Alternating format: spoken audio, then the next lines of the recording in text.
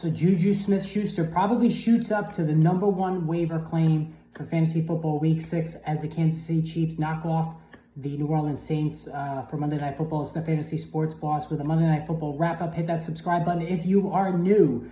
And yeah, you know what? So the New Orleans Saints have really cooled off. Like, they were the talk of the NFL the first 2 weeks of the season, you know, playing lockdown defense. Alvin Kamara was huge. Like, they were just getting contributions from everybody. But it was another listless performance here by the Saints. Whereas the Kansas City passing game actually took off without touchdowns from Patrick Mahomes, but that just continues the trend that we saw from the start of last season, where he's putting up just average fantasy points, and I still stand by my assessment that he is no longer an automatic start. Let's start with the Chiefs. So Mahomes actually statistically was good. 28 of 39, 331 yards, no touchdowns, and a pick. So the big thing there is no touchdowns. He ran for 22 yards, didn't score there either.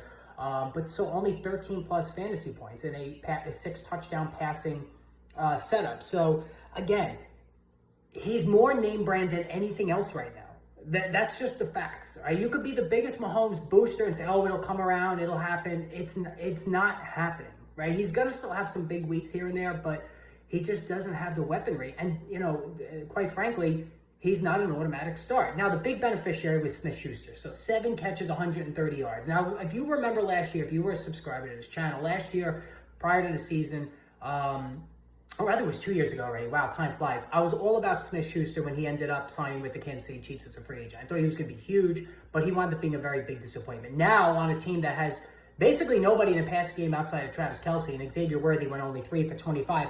And remember, and I caught a lot of crap about this after week 1 when he had that big game. I said, sell, sell, sell, sell, sell. Oh, how could you sell? He's a part of the Chiefs offense. Look at the speed. He is way too much of a gadget player to depend on. But anyway, Smith-Schuster, he's really the last man standing outside of Kelce. And Travis Kelce had a nice game, 9 for 70 in a passing game, but he's still not scoring.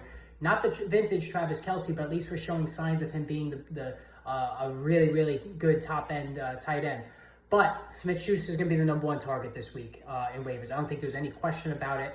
I'm kicking myself. I should have, in Yahoo leagues, you could have picked him up prior to the game yesterday. So I'm just absolutely flogging myself over this, that I didn't do that. I will be in on him making a claim wherever he's available, because I still think he's got a lot of ability. And how about Kareem Hunt? Gets off the couch last week, has a decent game, and now in this one, 27 carries for 102 yards, and he scored. Now, only 3.8 a carry, so he doesn't have the speed he once did. He's not involved in the passing game, only 1 catch for 15 yards, even though he's capable there.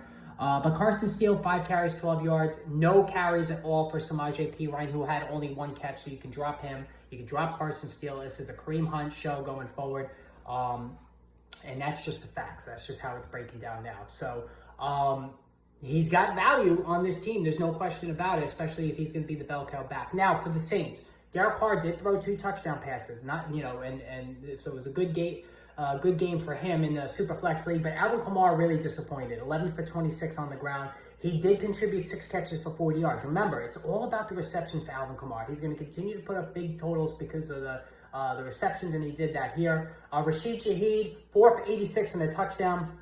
Again, there's no in between with him. Like, there's certain guys where there's just, like think of poor man's Mike Evans. That's what Rashid Shaheed is. Like, he's either going to go for 5 points or he's going to go for 20. But Chris Olave, 2 for 10, 2 catches for 10 yards. And I know he had a tough assignment with Ladarius Sneed, but man, that was just pathetic. And honestly, and I benefited from that. So in my friends and family league, I was in big trouble. I'm 2-2. I've had so many injuries. I had a 12-point lead. My opponent had Chris Olave. He was feeling all proud. He thought he was going to blow by me. I woke up this morning because I didn't watch the game, playoff baseball and all that going on.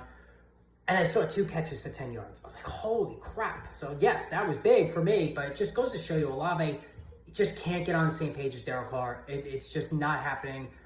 He's a wide receiver 2. He's got potential to be a 1, but he's a 2. Let me know what you think about any of these performances. Post in the comments below. More videos coming later. Stay tuned.